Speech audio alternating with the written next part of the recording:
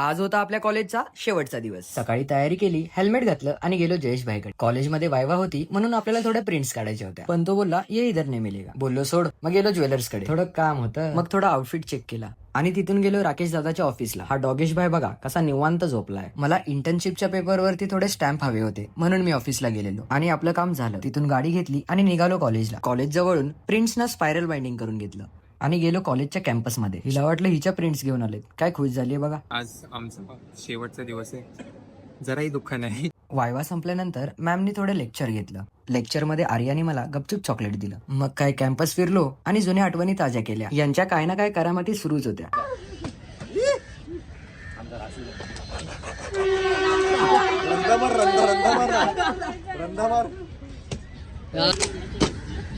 काही लोक इमोशनल झाले आणि मग